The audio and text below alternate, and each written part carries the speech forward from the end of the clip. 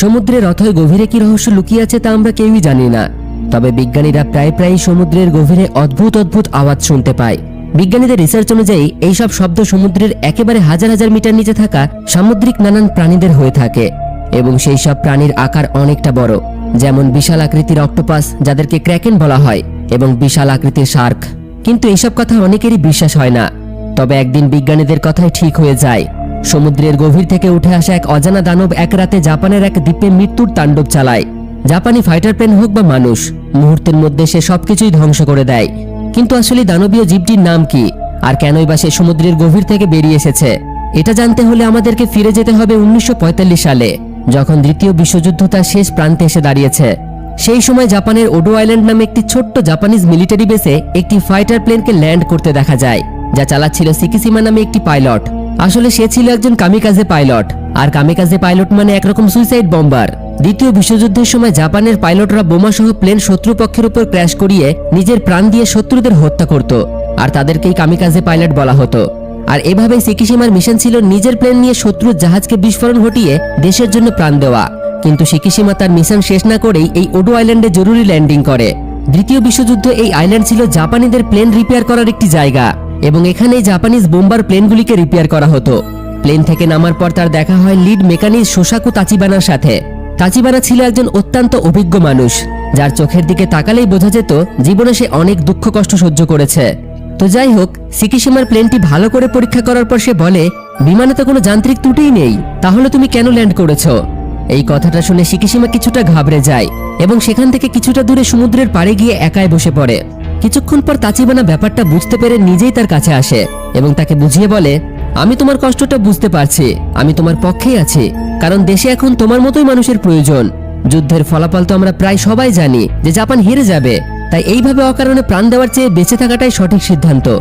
এইসব কথার মাধ্যমে তাচিবানা তাকে ইনডাইরেক্টলি বুঝিয়ে দিচ্ছিল যে যুদ্ধ থেকে এইভাবে পালিয়ে এসে সে ঠিক কাজ করেনি। ঠিক তখনই সিকিসিমা একটি অদ্ভুত ব্যাপার দেখে। তার নজর পড়ে সমুদ্রে ভেসে থাকা কিছু মরা মাছের উপর, যা দেখে তার বেশ অদ্ভুতই লাগে, কিন্তু তখন সে সেটিকে খুব একটা গুরুত্ব দেয় না। তবে সেই রাতে হঠাৎই আইল্যান্ডে যুদ্ধের সাইরেন বেজে ওঠে। সবারই মনে হয় যে শত্রুপক্ষ হয়তো আক্রমণ করেছে, কিন্তু যখনই সার্চ লাইট সমুদ্রের দিকে ঘোরানো হয় তখন তারা যা তাদের সামনে দেখে তাতে সবারই রক্ত ঠান্ডা হয়ে আসে। জলের নিচ থেকে এক বিশাল জীব উঠে আসছিল, যা দেখতে অনেকটা ডাইনোসরের মতো, এবং সেটি সরাসরি তাদের দিকেই আসছিল। তখনই সেখানকার একজন মেকানিক বলে ওঠে, এটির নাম হলো গডজিলা। স্থানীয় একজন বয়স্ক মানুষের কাছ থেকে সে জানতে পেরেছে সমুদ্রের ভারসাম্য যখনই নষ্ট হয় তখনই এই প্রাণী সমুদ্র থেকে উঠে আসে, আর সেদিন সমুদ্রের মরা মাছগুলো ছিল এরই আগাম সংকেত। বিশাল সেই জীবকে তাদের দিকে আসতে দেখে সবাই প্রাণ ভয়ে এদিক ওদিক ছুটতে থাকে। তখন মেকানিক তাচিবানা সিকিসিমাকে বলে যে সে একজন ফাইটার পাইলট, তার উচিত প্লেনে চড়ে গডজিলার উপর হামলা করা। এদিকে তাদের সকলের হাত থরথর করে কাঁপছিল, কারোর কিছু করার সাহসই ছিল না। তবুও সিকিসিমা খুব ভয়ে ভয়ে প্লেনে গিয়ে বসে। তার আঙ্গুল ট্রিগারের উপরই ছিল এবং গডজিলাও ঠিক তার নিশানায় ছিল। কিন্তু গডজিলাকে অত কাছ থেকে দেখে তার হাত কাঁপতে থাকে, চোখের সামনে মৃত্যুর ভয় স্পষ্ট হয়ে ওঠে তার, ফলে সে আর ট্রিগার টিপতে পারে না। সিকিসিমাকে এইভাবে ভয় পেতে দেখে মেকানিক এবং তার বাকি সঙ্গীরা নিজেদের বন্দুক দিয়ে গডজিলার উপর গুলি করতে শুরু করে, কিন্তু এই সামান্য আঘাতে তার কোনো ক্ষতি হয় না, বরং এই বিশাল দানব প্রচন্ড রেগে যায় এবং সামনে যাকে পায় তাকেই পিষে মারতে শুরু করে। এমনকি কয়েকজনকে সে জীবন্তও গিলে ফেলে। পুরো মিলিটারি বেস নিমেষের মধ্যে এই দানব ধ্বংস করে দেয়। সিকিসিমা ভয়ে তখনও প্লেনের ভিতরে বসেছিল, কিন্তু গডজিলা যখন তার প্লেনের কাছে আসে সে তাড়াতাড়ি প্লেন থেকে লাফ দিয়ে বেরিয়ে আসে, আর তার পরের মুহূর্তেই গডজিলা প্লেনটিকে তুলে ছুঁড়ে ফেলে দেয়, যার ফলে এক বিশাল বিস্ফোরণে সিকিসিমা অজ্ঞান হয়ে যায়। পরের দিন সকালে যখন তার জ্ঞান ফেরে সে দেখে চারিপাশে শুধু ধ্বংসের চিহ্ন আর মৃতদেহের স্তূপ। প্রায় সকল মেকানিকই মারা গেছে। তবে এই ভয়াবহ ধ্বংসস্তূপের মাঝে একমাত্র সিকিসিমা আর তাচিবানাই বেঁচে ছিল। তখন তাচিবানা প্রচন্ড রেগে সিকিসিমার কাছে কি চিৎকার করে বলে, এই সব তোমার জন্য হয়েছে, তুমি সময় মতো গুলি চালালে আজ এই মানুষগুলো মারা যেত না। সিকিসিমার কাছে তখন অনুশোচনা করা ছাড়া আর কোনো উত্তর ছিল না। সে চুপচাপ কোনো উত্তর না দিয়ে তার কথা শোনে। এইভাবে আরো কয়েকদিন কেটে যায়। জাপান তৃতীয় বিশ্বযুদ্ধে হেরে যায়। সিকিসিমা এবং বাকি জীবিত সৈন্যরা একটি জাহাজে করে নিজের শহর টোকিওর উদ্দেশ্যে রওনা দেয়। তাচিবানাও তার সাথেই ছিল। ফেরার পথে তাচিবানা তার কাছে গিয়ে তাকে মৃত মেকানিকদের পরিবারের কিছু ছবি দিয়ে বলে, এগুলো যেন তাদের পরিবারের কাছে ঠিকঠাকভাবে পৌঁছে দেওয়া হয়। তাদের মৃত্যুর জন্য তুমিই দায়ী, তাই তাদের পরিবারের কাছে তুমিই কৈফিয়ত দেবে, আমি নয়। সিকিসিমা কোনো কথা না বলেই ছবিগুলি নিয়ে নেয়, কারণ সে জানে সে ভুল করেছে। নিজের শহরে পৌঁছে সে দেখে তার পুরো এলাকাটি বোমাবর্ষে পুরোপুরি ধ্বংস হয়ে গেছে। এমনকি তার বাড়িটিও এখন ধ্বংসস্তূপ। সেই ধ্বংসস্তূপের মাঝেই তার দেখা হয় তার প্রতিবেশী সুমিকোর সাথে। শিকিশিমাকে জীবিত দেখে সুমিকো অবাক হলেও তার চোখে আনন্দের বদলে ছিল রাগ আর ঘৃণা। সে সরাসরি তাকে প্রশ্ন করে, তুমি বেঁচে ফিরলে কিভাবে? তুমি তো একজন কামেকাজে পাইলট ছিলে, তাই না? সুমিকো রেগে গিয়ে তাকে বলে, তোমাদের মতো কাপুরুষের জন্যই আজ আমরা যুদ্ধে হেরেছি। আমাদের দেশের বর্তমান অবস্থা তোমাদের মতো মানুষদের জন্যই। তোমরা যদি নিজেদের দায়িত্ব ঠিকঠাক পালন করতে তবে আজ অনেক শিশু এবং মানুষ বেঁচে থাকতো। এই কথাগুলো শিকিশিমার মনকে ভেঙে চুরমার করে দেয়। শিকিশিমা যখন তাকে তার বাবা মায়ের কথা জিজ্ঞাসা করে, সুমিকো জানায় যে তারাও আমেরিকার বোমাবর্ষে মারা গেছে। শিকিশিমার কাছে এখন আর বেঁচে থাকার কোনো কারণই ছিল না। মা বাবার টানেই সে এই যুদ্ধে নিজের প্রাণ দিতে পারেনি। কিন্তু এখন তার না ঘর আছে, না পরিবার, না সম্মান। শুধু রয়ে গিয়েছিল একটাই বিষয়, যুদ্ধ থেকে বেঁচে ফেরার জন্য মনের মধ্যে অনুশোচনা বোধ, যে কেন সে বেঁচে ফিরল। তার মনে হতে লাগে ওডো আইল্যান্ডে তার মরে যাওয়াটাই উচিত ছিল। এইভাবেই একদিন নিজের ভেঙে যাওয়া জীবনকে গুছিয়ে নেওয়ার চেষ্টায় শিকিশিমা যখন বাজারে বসে কিছু খাবার খাচ্ছিল, তখন হঠাৎই সেখানে হইচই শুরু হতে থাকে। সে দেখে পুলিশ একটি মেয়েকে তাড়া করছে। কিছু বুঝে ওঠার আগেই মেয়েটি দৌড়ে তার হাতে একটি ছোট্ট শিশুকে ধরিয়ে দিয়ে বাজারের ভিড়ে কোথাও পালিয়ে যায়। শিকিশিমা শুধু হতবাক হয়ে দাঁড়িয়েই থাকে। সে কিছুই বুঝতে পারে না। একবার তো সে বাচ্চাটিকে বাজারে রেখেই চলে যাওয়ার সিদ্ধান্ত নেয়, কিন্তু বাচ্চাটির মুখের দিকে তাকিয়ে তার খুবই মায়া হয়। সে পারে না সেটা করতে। কিছুক্ষণ পর সেই মেয়েটি, যার নাম নরিকো, সে পুলিশ চলে যাওয়াতে আবারও ফিরে আসে এবং শিশুটিকে তার কাছ থেকে ফেরত নেয়। মেয়েটি দেখে শিকিশিমা মানুষটি খুবই ভালো মনের মানুষ। এই দুর্ভিক্ষের সময় সেই তাদেরকে আশ্রয় দিতে পারে। তাই শিকিশিমা সেখান থেকে চলে যেতে চাইলেও নরিকো সেই শিশুটিকে নিয়ে তার পিছু পিছু তার বাড়ি পর্যন্ত চলে আসে। তবে শিকিশিমার কাছেই থাকার জায়গা নেই। সে এই বাচ্চা এবং মেয়েটিকে কোথায় রাখবে? তখন নরিকো জানায় শিশুটির নাম হলো আকিকো এবং তার বাবা মাও এই যুদ্ধে মারা গেছে। তবে মারা যাওয়ার আগে তার বাবা মা তার সব দায়িত্ব তাকে দিয়ে গেছে। সে কিভাবে এই ছোট্ট বাচ্চাটিকে একা ফেলে দিতে পারে? তাই নরিকো তাকে তার সাথে নিয়েছে, কারণ এই পৃথিবীতে নরিকোরও আর কেউই নেই। তার কথা শুনে শিকিশিমার খুবই খারাপ লাগে। শুরুতে শিকিশিমা তাদের শুধু এক রাতের জন্য থাকার অনুমতি দিলেও ধীরে ধীরে তারা তিনজন একটি পরিবারের মতো থাকতে শুরু করে। তিনজনের এই পৃথিবীতে আপন বলতে কেউই ছিল না। হয়তো উপরওয়ালা তাদেরকে পরিবার হিসেবে এই কারণেই মিলিয়ে দিয়েছে, কারণ তারা প্রত্যেকেই এই যুদ্ধে নিজের নিজের প্রিয়জনেদের হারিয়েছে। একদিন শিকিশিমার প্রতিবেশী যখন নরিকো এবং ওই শিশুটি সম্পর্কে তার কাছ থেকে জানতে চায়, শিকিশিমা সব সত্যটা তাকে বলে যে তারা দুজনেই অনাথ, আমি শুধু তাদেরকে আশ্রয় দিয়েছি। সবটা শোনার পর সুমিকোরও মায়া হয় এবং সে ছোট্ট বাচ্চা মেয়েটির দেখাশোনা করতে নরিকোকে সাহায্য করতে শুরু করে। এমনকি সে শিকিশিমাকে এক ব্যাগ চালও দেয় যেন শিশুটিকে ঠিকমতো খাওয়াতে পারে সে। এইভাবেই যেমন তেমন ভাবে একটা বছর কেটে যায়। নরিকো আর আকিকো একে অপরের সাহারা হয়ে ওঠে। শিকিশিমা তার ভাঙা ঘরটিকে নতুন করে সাজাতে শুরু করে, কারণ সে তার ছোট্ট পরিবারকে নিয়ে স্বপ্ন দেখতে শুরু করেছে। পরিবারের দায়িত্ব পালনের জন্য সে একটি কাজও খুঁজে নেয়। সেই কাজটি ছিল সরকারের তরফ থেকে, কিন্তু কাজটি ছিল খুবই বিপজ্জনক, তবে মাইনা ছিল বেশ ভালো। কাজটি ছিল একটি মাইন সুইপার বোটে, যেখানে সমুদ্রের গভীরে লুকিয়ে থাকা অবিস্ফোরিত মাইনগুলিকে খুঁজে বের করে ধ্বংস করতে হতো, যেগুলি যুদ্ধের সময় আমেরিকা জাপানের সমুদ্র সীমায় বিছিয়ে রেখেছিল। আর যেহেতু এখন যুদ্ধ শেষ, তাই এগুলি জাপান সরকার ধ্বংস করতে চাইছিল। এতটা বিপজ্জনক কাজের কথা শুনে নরিকো তাকে বাধা দিতে শুরু করে। তবে শিকিশিমা তাকে বোঝায় পেট চালানোর জন্য এর চেয়ে ভালো কোনো পথ তার সামনে নেই। কাজটি বিপজ্জনক হলেও দুবেলা দুমুঠো খেয়ে বেঁচে থাকতে হলে তাকে কাজ করতে হবে। পরদিন কাজে যুক্ত হওয়ার সময় বোটে শিকিশিমার সাথে তিনজনের পরিচয় হয়। ক্যাপ্টেন আকিৎসু, একজন অভিজ্ঞ নাবিক; কেনজি, যে ছিল একজন ভালো ইঞ্জিনিয়ার, যুদ্ধের সময় সে নৌবাহিনীর জন্য অস্ত্র তৈরি করার কাজ করত; এবং শিরো নামে একজন অল্পবয়স্ক ছেলে, যাকে সবাই কিড বলতো। সে এখনো পর্যন্ত কোনো যুদ্ধে অংশ নেয়নি, তবে তার ইচ্ছা সে দেশের হয়ে যুদ্ধ করবে। তারা সবাই ছিল দ্বিতীয় বিশ্বযুদ্ধে এই ভয়ানক ধ্বংসলীলা থেকে বেঁচে ফেরা মানুষ। একে অপরের সাথে ভালোভাবে পরিচয় শেষে তারা বোট নিয়ে সমুদ্রের মাঝখানে আমেরিকার বিছানো ওই ওয়াটার মাইনগুলিকে নষ্ট করতে চলে যায়। এই সময় ক্যাপ্টেন আকিৎসু শিকিশিমাকে কাজের খুঁটিনাটি ভালোভাবে বুঝিয়ে দেয়। সেই রাতে কাজ থেকে বাড়ি ফিরে ঘুমানোর সময় শিকিশিমা ওডো আইল্যান্ডে সেই ভয়ানক দুঃস্বপ্ন দেখে, যেখানে ওই দানব সবাইকে মেরে ফেলছে।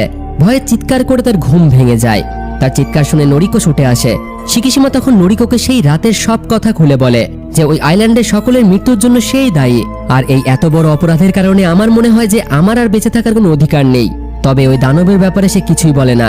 শিকিশিমা পুরোপুরি ভেঙে পড়ে, কিন্তু নরিকো তাকে সান্ত্বনা দেয়, তাকে বোঝায় যে এতে তার কোনো দোষ নেই, আর সে যেন পুরনো সব কথা ভুলে যায়। নরিকোর ভালোবাসা আর সাপোর্টে শিকিশিমা বেঁচে থাকার আশা খুঁজে পায়, যার পর সে সিদ্ধান্ত নেয় সে নিজের জন্য নয়, এখন থেকে আকিকো আর নরিকোর জন্য বেঁচে থাকার চেষ্টা করবে। এইভাবেই শিকিশিমার জীবন ধীরে ধীরে স্বাভাবিক ছন্দে ফিরে আসতে শুরু করে। সে নিয়মিত মন দিয়ে কাজ করে এবং ভালো টাকা ইনকাম করে। সেই টাকা দিয়ে সে একটি মোটরসাইকেল কেনে এবং তার বাড়িটিকেও খুব সুন্দরভাবে মেরামত করে। কিন্তু বোধহয় ভাগ্যে তার অন্য কিছু লেখা ছিল। 1946 সালের জুলাই মাসে আমেরিকা বিকিনি অ্যাটলে একটি পারমাণবিক বোমার পরীক্ষা চালায়। আর এই পারমাণবিক বিস্ফোরণের ফলে পরমাণু রেডিয়েশনে সমুদ্রের গভীরে ঘুমন্ত অবস্থায় থাকা সেই গডজিলা রূপান্তরিত হয়ে যায়। সে মিউটেড হয়ে যায়, তার আকার আগের থেকে অনেকটা বেড়ে যায়। এদিকে একদিন শিকিশিমা তার বন্ধুদের তার বাড়িতে রাতের ডিনারে আমন্ত্রণ করে, যাতে কাজের ফাঁকে একটু ভালো সময় কাটানো যায়। তারা প্রথমে নরিকোকে শিকিশিমার স্ত্রী আর আকিকোকে তার মেয়ে বলে মনে করেছিল, কিন্তু খাবার সময় যখন কথায় কথায় এই প্রসঙ্গ ওঠে, নরিকো নিজেই তাদেরকে বলে দেয় যে সে শিকিশিমার স্ত্রী নয়, এমনকি আকিকোও তার সন্তান নয়। এই যুদ্ধে তারা তাদের পরিবারকে হারিয়েছিল, আর এই কারণেই শিকিশিমার বাড়িতে তারা আশ্রয় নিয়েছে। কিন্তু ঠিক তখনই আকিকো শিকিশিমাকে বাবা বলে ডাকলে সবাই অবাক হয়ে যায়। ছোট্ট বাচ্চাটি ছোট থেকেই তাদের দুজনকেই মা বাবা ভেবে আসছে। শিকিশিমার বন্ধুরা তাকে পরামর্শ দেয় যে যদি তাই হয় তবে নরিকোকে বিয়ে করে একটি নতুন জীবন শুরু করা উচিত তার, কারণ সৃষ্টিকর্তা উপর থেকে এটা তার জন্য ঠিক করে দিয়েছে, এই পরিবার তারই। কিন্তু শিকিশিমা এতে সরাসরি মানা করে দেয়। সে তখনও তার মনে পুরনো অপরাধ আর যুদ্ধের বোঝা বয়ে বেড়াচ্ছে, তাই বিয়ে আর পরিবারের কথা শুনে সে চুপ হয়ে যায়। এর কিছুদিন পর নরিকো একটি চাকরি পায় এবং বাড়ি ফিরে শিকিশিমাকে বলে যে সে এখন নিজের পায়ে দাঁড়াতে চায়। এইভাবে তার সাথে থাকলে তার কোনোদিন বিয়ে হবে না, তাই শিকিশিমারও এখন জীবনে এগিয়ে যাওয়াই উচিত। এবং সে যখন চলে যাবে তখন শিকিশিমা যেন কোনো একজন ভালো মেয়েকে বিয়ে করে সংসার করে, আর আকিকোর ব্যাপারে তাকে চিন্তা করতে হবে না। তাদের প্রতিবেশী সুমিকো নিজেই বলেছে সে ওর দেখাশোনা করবে, কারণ আমেরিকার ওই বোমাবর্ষণে সেও তার পরিবারকে হারিয়েছিল। সেও ছোট্ট মেয়েটিকে নিয়ে বেঁচে থাকার আশা খুঁজে পাবে, তাই তার দুশ্চিন্তার কোনো কারণ নেই। কিন্তু এই কথাগুলো বলার সময় নরিকোর চোখ জলে ভিজে যায়, কারণ আর যাই হোক এতদিন থাকার কারণে সে শিকিশিমাকে ভালোবেসে ফেলেছে। আর এখন তারা দুজনে বুঝতে পারছিল যে এবার তাদের আলাদা হওয়ার সময় হয়ে এসেছে। অন্যদিকে আমেরিকার সেই পারমাণবিক পরীক্ষার কারণে গডজিলা আগের চেয়ে অনেকগুণ বড় ও শক্তিশালী এবং অত্যন্ত বিপজ্জনক হয়ে উঠেছিল। সরাসরি প্রাণীটিকে চোখে না দেখা গেলেও সে একের পর এক ক্ষতি করে যাচ্ছিল। সমুদ্রের নিচে প্রচন্ড রেডিয়েশনের প্রভাব ধরা পড়ছিল। প্রাণীটি নাকি সরাসরি টোকিও শহরের দিকে এগিয়ে আসছিল, আর তার পথে সে বেশ কিছু আমেরিকান জাহাজ এবং সাবমেরিনকে ডুবিয়েও দিয়েছিল। যুদ্ধ তখন শেষ। আমেরিকা সেই জলপথে তার নেভি ফ্লিট পাঠাতে পারবে না, কারণ সেখানে রাশিয়ার একটি প্রভাব ছিল। তাই আমেরিকা তখন সরাসরি জাপান সরকারকে খবর দেয় যে একটি বিশাল সামুদ্রিক প্রাণী টোকিওর দিকে এগিয়ে যাচ্ছে, কিন্তু সাথে এটাও জানিয়ে দেয় যে ইউএসএসআর এর সাথে উত্তেজনার কারণে তারা এই মুহূর্তে জাপানের কোনো সাহায্য করতে পারবে না, যার পরিষ্কার মানে ছিল জাপানকে এই লড়াই একাই লড়তে হবে। কিন্তু এই লড়াইয়ের জন্য তাদের কাছে কোনো অস্ত্র ছিল না, কারণ এই যুদ্ধে আমেরিকার কাছে হারার পর তাদের সামরিক বাহিনী কার্যত প্রায় নষ্ট হয়ে গিয়েছিল। এদিকে শিকিশিমা এবং তার বন্ধুরা যখন বোটে মাইন খোঁজার কাজ করছিল, তখনই তাদের কাছে একটি রেডিও বার্তা আসে। সরকারের তরফ থেকে তাদের আদেশ দেওয়া হয় জাপান থেকে একটি বড় ক্রুজার যুদ্ধ জাহাজ না আসা পর্যন্ত তাদেরকে সমুদ্রের ওই স্থানে ভালোভাবে নজরদারি চালাতে হবে। আসলেই কি এর পিছনে কোনো বড়সড় জন্তু রয়েছে, নাকি রাশিয়ার কোনো ষড়যন্ত্র? এটা শুনে শিকিশিমার গায়ের লোম খাড়া হয়ে যায়, কারণ সে বুঝতে পেরেছিল এটা সেই একই গডজিলা যাকে সে ওই ওডো আইল্যান্ডে দেখেছিল। খুব তাড়াতাড়ি তারা সেই ঠিকানা মতো জায়গায় পৌঁছে যায় যেখানে আমেরিকার সেই বিশাল ভাঙা জাহাজটি ছিল। সেটাকে এমনভাবে ধ্বংস করা হয়েছিল মনে হচ্ছিল সেটা কোনো কাগজের বোট। সবারই মনে হয় যে এটা কোনো বড়সড় শার্ক বা তিমির কাজ হতে পারে, কিন্তু শিকিশিমা জানতো এটা ওই গডজিলার কাজ, কারণ সেই সময় তাদের আশেপাশে সমুদ্রের জলে মৃত মাছ উপরের দিকে ভেসে উঠছিল। সে এই গডজিলার ব্যাপারে সবাইকে জানায়, তবে তার কথায় বাকিদের বিশ্বাসই হয় না, কারণ তারা জানতো ওডো আইল্যান্ডে সকল সৈনিকের মৃত্যু হয়েছিল আমেরিকার আক্রমণে। কিন্তু সত্য কথাটা জাপান সরকার সকলের থেকে গোপন রেখেছিল। তো যাই হোক, জাপানি সেই যুদ্ধজাহাজগুলো আসার এখনো দেরি আছে, তাদেরকে অপেক্ষা করতে হতো। শিরোনামে ছোট্ট ছেলেটির এখন থেকেই ভয় হতে শুরু করে, যদিও সে কোনোদিনই গডজিলাকে নিজের চোখে দেখেনি। এদিকে কেনজি সমুদ্রে আরো অনেক মৃত মাছকে ভেসে উঠতে দেখে। শিকিশিমা বুঝে যায় গডজিলা আসতে চলেছে। দ্রুত তারা পাশের বোটটিকেও সতর্ক করে দেয়, কিন্তু ঠিক তখনই জলের প্রচন্ড ঢেউ হতে শুরু হয় এবং বিশাল আকারের ওই সামুদ্রিক দানব সমুদ্র থেকে বেরিয়ে এসে তাদের পাশের বোটটিকে এক ঝটকায় ডুবিয়ে দেয়। এবং প্রথমবারের মতো তারাও এই বিশাল আকৃতির দানবকে দেখে। তাদের সবারই হাত পা ঠান্ডা হয়ে যায় এবং শিকিশিমার কথায় তাদের বিশ্বাস হয়। ক্যাপ্টেন আকিৎসু দ্রুত সেখান থেকে পালানোর নির্দেশ দেয়, কিন্তু সমুদ্রের এই বিশাল দানব তাদের পিছু নেওয়া শুরু করে। বাঁচার জন্য ক্রু মেম্বাররা তাদের কাছে থাকা সব মাইন গডজিলার দিকে ছুড়ে বিস্ফোরণ ঘটাতে শুরু করে, এমনকি মেশিন গান দিয়েও গুলি চালানো হয়। কিন্তু গডজিলার ওপর এর কোনো প্রভাবই পড়ছিল না। শেষমেশ শিকিশিমার কথায় তারা অনেক চেষ্টার পর গডজিলার মুখে কোনো রকম একটি মাইন ঢুকিয়ে দেয়, কিন্তু ভাগ্য এতটাই খারাপ ছিল যে সেই মাইনের তারটি ছিঁড়ে যায়। বাধ্য হয়ে শিকিশিমা নিজের বন্দুক দিয়ে সেই মাইনের ওপর গুলি চালিয়ে সেটিতে বিস্ফোরণ ঘটায়। এক জোরালো বিস্ফোরণে তারাও বেশ ভালোভাবে আহত হয় এবং এই বিস্ফোরণে গডজিলার মুখের এক পাশ পুরোপুরি উড়ে যায়। তারা ভাবে তারা গডজিলাকে মারতে পেরেছে, কারণ সে আর নড়াচড়া করছিল না। কিন্তু তাদের সেই আনন্দ আর বেশিক্ষণ টেকে না। দেখা যায় ওই প্রাণীর হিলিং পাওয়ার রয়েছে, মুহূর্তের মধ্যেই তার আঘাত ঠিক হয়ে যায়, আর এটা তারা কেউ কল্পনাও করতে পারেনি। গডজিলা এই আক্রমণে আরও রেগে যায়, কিন্তু তাদের বোটটি ধ্বংস করার আগেই সেখানে হেভি ক্রুজার তাকাও নামের একটি জাপানি জাহাজ পৌঁছে যায়। এই যুদ্ধ জাহাজ তাকাও তার বিশাল কামান থেকে গডজিলার ওপর বোমা বিস্ফোরণ শুরু করে। মনে হচ্ছিল গডজিলার খেলা এবার হয়তো শেষ, কিন্তু তখনই গডজিলা এমন কিছু করে যা আগে কেউই দেখেনি। সে জলের নিচে চলে যায় এবং হঠাৎ করে নিচ থেকে উঠে এক ঝটকায় ওই জাহাজটিকে খেলনার মতো ভাঙতে শুরু করে। সেই সময় জাহাজ থেকে আবারও কামান ফায়ার করা হয়। তারা ভাবে হয়তো এবার মারা গেছে গডজিলা, কিন্তু না, তখনই তারা এই প্রাণীর চরম ভয়ানক রূপটি দেখে, তার অ্যাটমিক ব্রেথ, মানে মুখ দিয়ে বার করা তার সেই পরমাণু রশ্মি। শিকিশিমা এবং তার বন্ধুরা তার এই ভয়ানক রূপ দেখে ভয়ে গুটিয়ে যায়। গডজিলার অ্যাটমিক ব্রেথ এই বিশাল যুদ্ধজাহাজটিকে নিমেষেই টুকরো টুকরো করে দেয়। এরপর ওই প্রাণীটি গর্জন করতে করতে সরাসরি টোকিও শহরের দিকে এগিয়ে যেতে থাকে। মাথায় আঘাতের কারণে শিকিশিমা জ্ঞান হারালে কিছুক্ষণ পর হাসপাতালে তার জ্ঞান ফিরে আসে। তার বন্ধুরা তার সাথে দেখা করতে আসে হাসপাতালে। শিকিশিমা এটা ভেবে চিন্তিত ছিল যে খুব তাড়াতাড়ি এই প্রাণীটি টোকিওতে এসে পৌঁছাবে, আর এই কারণে মানুষকে বিষয়টি জানানো প্রয়োজন। কিন্তু তার বন্ধুরা জানায় সরকার এখন এই বিষয়ে কাউকে জানায়নি, কারণ এতে মানুষের মধ্যে হুড়োহুড়ি লেগে যাবে, বিষয়টি সরকারের হাতের বাইরে চলে যেতে পারে। তাই সরকার পুরো বিষয়টিকেই এখন গোপন করে যাচ্ছে। শিকিশিমার আর কিছুই করার থাকে না, সে প্রাথমিক চিকিৎসা নিয়ে বাড়ি ফিরে আসে। তবে নরিকো তার এই পরিস্থিতি দেখে ঘাবড়ে যায়। তার সাথে কি হয়েছে জানতে চাইলে ব্যাপারটি শিকিশিমা পুরোপুরি এড়িয়ে যেতে থাকে। কেন সে সবসময় চিন্তিত থাকে এবং কেনই বা সে নিজেকে অপরাধী বলে? নরিকোর বারবার জিজ্ঞাসা করাতে পুরো ব্যাপারটা সে নরিকোকে জানায়। সেদিন সেই ওডো আইল্যান্ডে তাদের সাথে কি ঘটেছিল, তার কারণে সেদিন অনেক মানুষ প্রাণ হারায়। কারণ সে ভীতু, সে একজন স্বার্থপর। সে চাইলে গডজিলার উপর আক্রমণ করতে পারত, কিন্তু তখন নরিকো তাকে বোঝানোর চেষ্টা করে সে স্বার্থপর নয়, সে খুব ভালো মনের মানুষ। তার জন্যই আজ সে এবং আকিকো জীবিত আছে। নিজের আপন মানুষের মতো সে তাদেরকে আগলে রেখেছে, আর সে আর চারটে সাধারণ মানুষের মতোই। ভয় পাওয়াটা তারও স্বাভাবিক।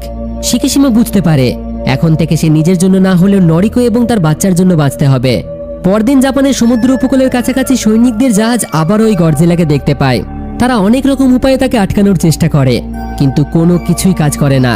সোজা গডজিলা টোকিও শহরের দিকে এগিয়ে যেতে থাকে। এদিকে শিকিশিমা বাড়িতে বসে তার বাচ্চার সাথে সময় কাটাচ্ছে। ঠিক তখনই রেডিওতে বিপদের সংকেত শুনতে পায় সে। গডজিলা শহরে পৌঁছে গেছে। চারিদিকে তার ধ্বংসলীলা শুরু করে দিয়েছে সে।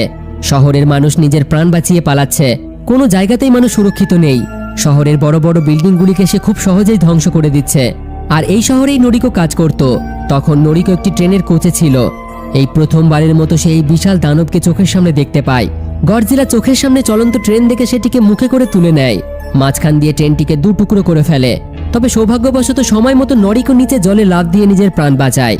এদিকে শিকিশিমা এই আক্রমণের কথা শুনে নরিকোকে বাঁচাতে শহরের দিকে ছুটে যায়। সেখানে চারিদিকে শুধু আগুন, মৃতদেহ আর তাসের ঘরের মতো ভেঙে পড়া সব বড় বড় বিল্ডিং। ভাগ্যক্রমে ভিড়ের মধ্যে শিকিশিমা নরিকোকে খুঁজে পায়, কিন্তু তারা সেখান থেকে কোনো সুরক্ষিত জায়গায় যাওয়ার আগেই সেনাবাহিনীর কিছু ট্যাঙ্ক গডজিলার উপর হামলা করা শুরু করে। আর এটাই ছিল এক মস্ত বড় ভুল, কারণ এই ছোটখাটো আক্রমণে ওই বিশাল গডজিলার কোনো ক্ষতিই হয় না, উল্টে তার রাগ বেড়ে যায়। এরপর গডজিলা তার ভয়ঙ্কর অ্যাটমিক ব্রেথের জন্য তৈরি হতে শুরু করে। আর শিকিশিমা বুঝতে পারে ঠিক কি ধ্বংস হতে চলেছে। সেই বিশাল দানবীয় মনস্টার মানে গডজিলা তার অ্যাটমিক ব্রেথ ছেড়ে দেয়। আগুনের বিশাল শিখা পরমাণু বোমার মতো বিস্ফোরণ হয়ে পুরো আকাশ ঢেকে যায়। শিকিশিমা নরিকোকে নিয়ে পালানোর চেষ্টা করে, কিন্তু তার আগেই নরিকো শিকিশিমাকে একটি গলির ভিতরে ধাক্কা দিয়ে সরিয়ে দেয় যাতে সে বেঁচে যায়, আর নিজে সেই বিস্ফোরণের ভয়ানক প্রভাবের মধ্যে পড়ে দূরে কোথাও ছিটকে যায়। গডজিলা তার পূর্ণ শক্তিতে অ্যাটমিক ব্রেথের ব্যবহার করে, যার ফলে এক তীব্র অন্ধ করে দেওয়ার মতো বিস্ফোরণে পুরো শহরটি মুহূর্তের মধ্যে ছায়ের স্তূপে পরিণত হয়। ধুলো এবং কালো ধোঁয়ায় পুরো আকাশ ভরে যায়। ধীরে ধীরে ধুলো এবং ধোঁয়া কমে আসলে শিকিশিমা গলি থেকে বেরিয়ে আসে। তবে নরিকোকে সে কোথাও খুঁজে পায় না, কারণ সেখানে মাইলের পর মাইল আর কোনো মানুষই জীবিত ছিল না, ঠিক অ্যাটমিক বোমা বিস্ফোরণের মতো। এর মানে হয়তো নরিকো এই ভয়ানক বিস্ফোরণে মারা গিয়েছিল। শিকিশিমার ছোট্ট পৃথিবী আবারও একবার ধ্বংস হয়ে যায়, কারণ তার বেঁচে থাকার শেষ আশাটুকুও গডজিলা তার কাছ থেকে কেড়ে নিয়েছে। এবার তার মনে আর কোনো ভয় আর অনুশোচনা বোধ ছিল না, বরং গডজিলার প্রতি প্রতিশোধের আগুন জ্বলতে শুরু করে। টোকিও শহরটি পুরোপুরি ধ্বংসের পর পুরো জাপানে শোক পড়ে যায়। এই হামলায় হাজার হাজার মানুষ প্রাণ হারায়। নরিকোর মৃত্যুতেও সবাই ভেঙে পড়ে। ছোট্ট বাচ্চাটিকে এবার সামলাবে কে? এতদিন সে নরিকোকেই মা ভেবে এসেছে, তবে এখন তাকে মানুষ করবে কে? এইসব বিষয়ে চিন্তা শিকিশিমাকে ভিতর থেকে পুরোপুরি ভেঙে দিয়েছিল। সে আবারও নিজেকেই এই সবকিছুর জন্য দায়ী ভাবতে থাকে। কেনজি শিকিশিমাকে জানায় যে সরকার গডজিলাকে মারার জন্য একটি নতুন পরিকল্পনা করেছে। তাদের মতো মানুষদেরকেই সরকার এই কাজের জন্য বেছে নিচ্ছে। আমাদেরকে আমাদের ভবিষ্যৎ প্রজন্মকে বাঁচিয়ে রাখতে হলে এই যুদ্ধে অংশ নিতে হবে। ওই গডজিলাকে আমাদের হারাতে হবে। এরপর শিকিশিমা এবং তার বন্ধুরা সরকারের তরফ থেকে ডাকা একটি মিটিংয়ে যোগ দেয়, যেখানে যুদ্ধে অবসরপ্রাপ্ত অনেক সৈনিকরা এসেছিল। সেখানে জাপানি আর্মি ক্যাপ্টেন শুধু তাদেরকেই ডেকেছিল যাদের সরকার এই মিশনের জন্য যোগ্য মনে করেছিল। সকলের উদ্দেশ্যে ক্যাপ্টেন এই মিশন সম্পর্কে বলতে শুরু করে। তিনি বলেন, আমাদের সরকার সবসময় আমাদের জীবনকে সস্তা মনে করেছে। সরকার আমাদের অল্প স্বল্প অস্ত্র এবং ট্যাঙ্ক দিয়েছে এই বিশ্বযুদ্ধে লড়াই করার জন্য। সাপ্লাইয়ের অভাবে আমাদের অর্ধেক লোক না খেতে পেয়ে মারা গেছে। এমনকি আমাদেরকে এমন ফাইটার জেট দেওয়া হয়েছিল যেগুলোতে ইজেকশন সিট পর্যন্ত ছিল না। আর শেষে আমাদের দিয়ে কামিকাজে হামলাও করানো হয়েছে। তবে আজকের এই যুদ্ধ বিশ্বযুদ্ধ নয়। এই লড়াই আমাদের ভবিষ্যৎ প্রজন্মকে টিকিয়ে রাখার লড়াই। আর আমাদের বাঁচতে হলে ওই বিশাল গডজিলাকে আমাদের যেভাবেই হোক মারতে হবে। আমরা এমনভাবে ওই প্রাণীকে হত্যা করে বিজয়ী হব যেখানে কোনো মানুষকে নিজের জীবন উৎসর্গ করতে হবে না। এই ভাষণ শুনে সবার মনে জোশে ভরে ওঠে এবং তারা মিশনের জন্য প্রস্তুত হয়। তারা কেনজির সাহায্যে একটি অত্যন্ত সায়েন্টিফিক প্ল্যান তৈরি করে। যে গডজিলা সমুদ্রের গভীর থেকে উঠে এসেছে, তারা গডজিলাকে মারার জন্য সেই সমুদ্রেরই ব্যবহার করবে। পরিকল্পনা করে তারা গডজিলাকে একটি সামুদ্রিক গভীর খায়ের কাছে নিয়ে যাবে, যার গভীরতা প্রায় ১,৫০০ মিটারেরও বেশি। সেখানে দুটি যুদ্ধজাহাজ গডজিলাকে দুদিক থেকে মজবুত তার দিয়ে পেঁচিয়ে ধরবে এবং তার চারিপাশে ফ্রেয়ন গ্যাসের ভর্তি ট্যাঙ্ক ফাটিয়ে দেবে। ফ্রেয়ন গ্যাস সাধারণত জলে বুদবুদ তৈরি করে, যার ফলে জলের ঘনত্ব কমে যাবে এবং গডজিলা সরাসরি প্রায় ১,৫০০ মিটার নিচে সমুদ্রে তলিয়ে যাবে। এতে গভীর সমুদ্রের প্রচণ্ড জলের চাপ গডজিলাকে মেরে ফেলবে। আর যদি এই পরিকল্পনা ব্যর্থ হয়, তবে তাদের কাছে একটি ব্যাকআপ প্ল্যানও ছিল, এক্সপ্লোসিভ ডিকম্প্রেশন। যদি গডজিলা নিচে না মরে, তবে তার শরীরের সাথে যুক্ত থাকা বড় বড় বেলুনগুলিকে ফুলিয়ে দেওয়া হবে, যাতে তাকে দ্রুত সমুদ্রের উপরিভাগে নিয়ে আসা যায়। এতে দ্রুত চাপের পরিবর্তন হওয়ার ফলে তার শরীরে ডিকম্প্রেশন সিকনেস তৈরি হবে, যেমনটা ডুবুরিদের ক্ষেত্রে হয়ে থাকে, এবং সে মারা যাবে। তবে এটি ছিল খুবই বিপজ্জনক পরিকল্পনা, যার ফলে তাদের অনেক মানুষ এবং অদম্য সাহসের প্রয়োজন ছিল। অন্যদিকে শিকিশিমার মনে চলছিল অন্য কিছু। নরিকোর মৃত্যুর পর সে পুরোপুরি ভেঙে পড়েছিল এবং আকিকোরও ঠিকমতো যত্ন নিতে পারছিল না। সুমিকো মানে তার প্রতিবেশী, যে আগে তাকে ঘৃণা করত, সে এখন আকিকোর দেখাশোনা করতে শুরু করে, কারণ শিকিশিমার যুদ্ধ এখনও শেষ হয়নি। শিকিশিমা যে কোনো মূল্যে গডজিলাকে মারতে চাইছিল এবং এর জন্য সে নিজের প্রাণ দিতেও প্রস্তুত ছিল। সে চাইছিল একটি বিমান এবং বোমা নিয়ে সরাসরি গডজিলার মুখে ঢুকে তা বিস্ফোরণ করতে চাইছিল, কারণ সে জানতো গডজিলা বাইরে থেকে যতটা শক্তিশালী হোক না কেন, ভিতর থেকে সে অবশ্যই দুর্বল। যেহেতু এর আগে সে গডজিলার মুখে একটি মাইন দিয়ে আঘাত করে তা পরীক্ষা করে দেখেছিল। কিন্তু এই পরিকল্পনা সফল করতে তার প্রয়োজন ছিল একটি বিশেষ ফাইটার প্লেন, যার গতি হবে প্রচুর, যা সম্ভবত জাপানে মাত্র একটি অবশিষ্ট ছিল। কেনজি তাকে একটি প্রোটোটাইপ প্লেন দেখায়, যেটা বানানো তো হয়েছিল, তবে যুদ্ধে ব্যবহার করা হয়নি। এই প্লেনটির গতি প্রচণ্ড, তবে সমস্যা হলো এই প্লেনটিকে মেরামত করতে হতো। অনেকদিন পড়ে থাকার কারণে এর ইঞ্জিন এবং প্লেনে জং পড়ে গিয়েছিল। আর তখনই শিকিশিমার মনে একজনের নামই ভেসে ওঠে। সেই মানুষটি ছিল ওডো আইল্যান্ডের সেই তাচিবানা। একমাত্র সেই এই কাজ করতে পারত।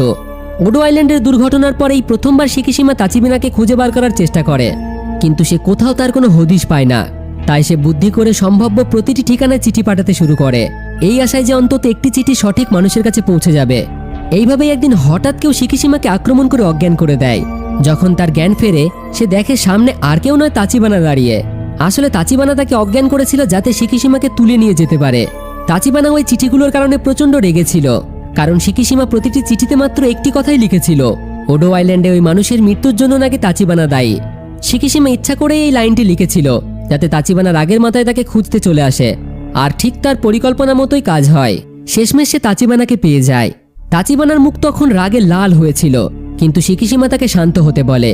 সে ওডো আইল্যান্ডের সেই ভুল সংশোধন করতে চায়, এর জন্য সে একটি সুযোগ চায় তাচিবানার কাছে। এরপর সে তাচিবানাকে সেই বিশেষ ফাইটার প্লেনটিকে দেখায় এবং নিজের পরিকল্পনা বুঝিয়ে বলে সে এই প্লেনটি নিয়েই গডজিলার বিরুদ্ধে সুইসাইড মিশন করতে চায়, ঠিক কামিকাজে পাইলটের মতো। আর এর জন্য তাচিবানাকে প্লেনটিতে কিছুটা পরিবর্তন বা মডিফাই করতে হবে। শুরুতে তাচিবানা তাকে অনেক রকমের কথা শোনায়, তবে তাকে ভালোভাবে বোঝানোর পর সে শিকিশিমাকে সাহায্য করতে রাজি হয়ে যায়, কারণ ওডো আইল্যান্ডে ওই সকলের মৃত্যুর বদলা তাচিবানাও নিতে চাইছিল। সে প্লেনটিকে মডিফাই করার কাজ শুরু করে। কাজ করতে করতে শিকিশিমার প্রতি তাচিবানার মনোভাব পুরোপুরি বদলে যেতে থাকে, কারণ সে প্রতিদিন শিকিশিমার চোখের ভিতরে লুকোনো যন্ত্রণা অনুভব করতে পারছিল। অবশেষে অপারেশনের ঠিক আগে সে শিকিশিমাকে বলে, সেই পুরনো সব কথা তুমি ভুলে যাও এবং বেঁচে থাকার জন্য চেষ্টা করো। তোমার এখন একটি ছোট্ট মেয়ে আছে, তার জন্য তোমাকে বেঁচে ফিরতেই হবে। এই বলে সে প্লেনটিতে একটি ইজেকশন সিট লাগিয়ে দেয়, যা সেই সময় জাপানিদের ফাইটার প্লেনগুলোতে থাকতো না, কারণ সে মন থেকে চেয়েছিল শিকিশিমা যেন শুধু এই লড়াইয়ে জিতবেই না, বরং জীবিতও ফিরে আসবে। এদিকে কেনজি গডজিলার পজিশন ট্র্যাক করার জন্য সমুদ্রের রেডিয়েশন মিটার লাগিয়ে রাখে, যাতে গডজিলার গতিবিধির উপর নজর রাখা যায়।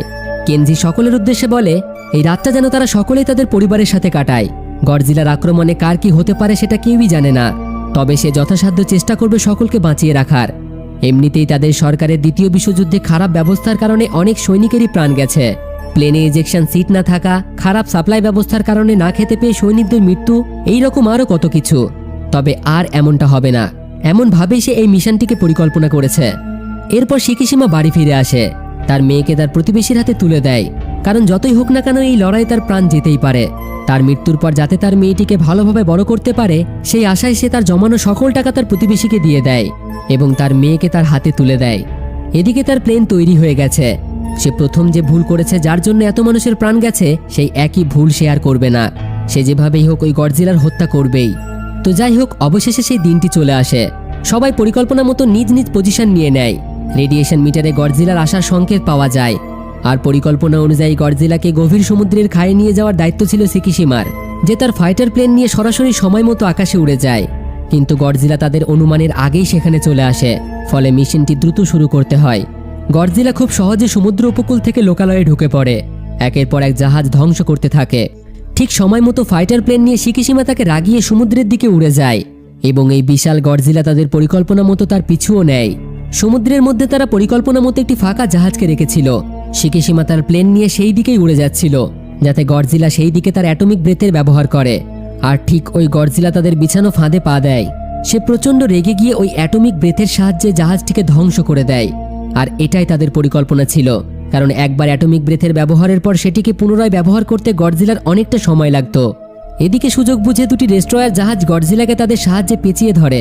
মজবুত তার দিয়ে পেঁচিয়ে তারা জাহাজ দিয়ে তাকে টানতে থাকে। এরপর কেনজির আদেশে ফ্রেয়ন গ্যাস জলে ছাড়া হয়, যা বিশাল বুদবুদের সাথে গডজিলাকে নিচে ডুবোতে শুরু করে। এক মুহূর্তের জন্য তাদের মনে হয় তাদের পরিকল্পনা সফল হয়েছে, কিন্তু গডজিলা তাদের ভাবনার চেয়েও অনেক বেশি শক্তিশালী ছিল। সেই গ্যাস তাকে সমুদ্রের তলদেশে তো পৌঁছে দেয়, কিন্তু তার কোনো ক্ষতি হয় না।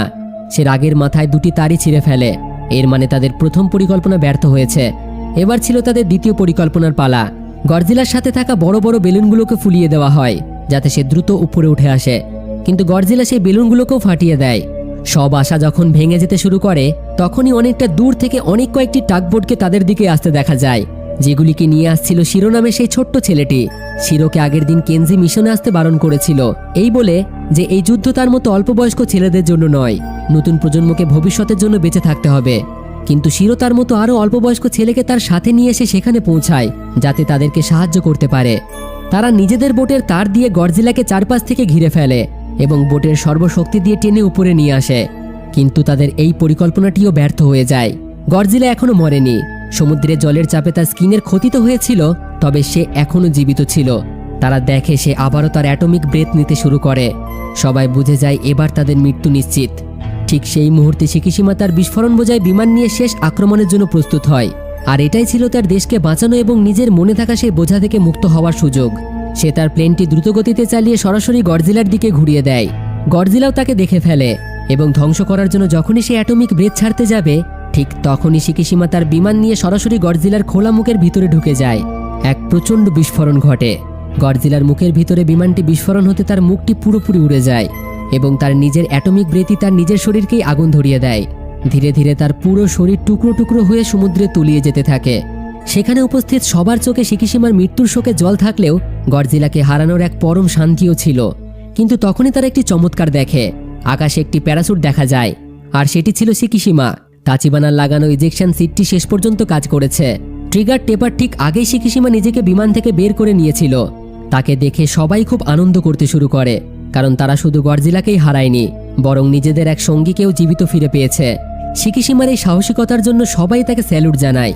গডজিলাকে মারার পর যখন তারা তীরে ফিরে আসে, তার প্রতিবেশী সুমিকো দৌড়ে এসে তার হাতে একটি চিঠি ধরিয়ে দেয়। আর চিঠিতে এমন কিছু লেখা ছিল যেটা সত্যি অবাক করার। চিঠিটি পড়ে শিকিশিমা আকিকোকে কোলে তুলে নিয়ে সরাসরি ওই চিঠিতে দেওয়া একটি ঠিকানা অনুযায়ী হাসপাতালে দৌড়ে পৌঁছায়। হাসপাতালের একটি ঘরের বিছানায় শুয়েছিল নরিকো। সে এখনও বেঁচে আছে। সেই বিস্ফোরণে সে মারাত্মকভাবে আহত হলেও অলৌকিকভাবে বেঁচে গিয়েছিল। তাকে দেখে শিকিশিমা চোখ দিয়ে জল পড়তে থাকে। নরিকো হাসি মুখে তার দিকে তাকিয়ে জিজ্ঞাসা করে, তোমার যুদ্ধ কি শেষ হয়েছে? শিকিশিমা কাঁদতে কাঁদতে মাথা নেড়ে সাড়া দেয়। শিকিশিমা অবশেষে তার ভিতরের অপরাধবোধকে হারিয়ে দিয়েছে। সে এখন তার নিজের গড়ে তোলা পরিবারের সাথে এক নতুন জীবন শুরু করার জন্য স্বাধীন। অন্যদিকে সমুদ্রের গভীরে গডজিলার মাংসের একটি টুকরো তখনও ভাসছিল। আর ঠিক তখনই আমরা এক অলৌকিক জিনিস দেখতে পাই।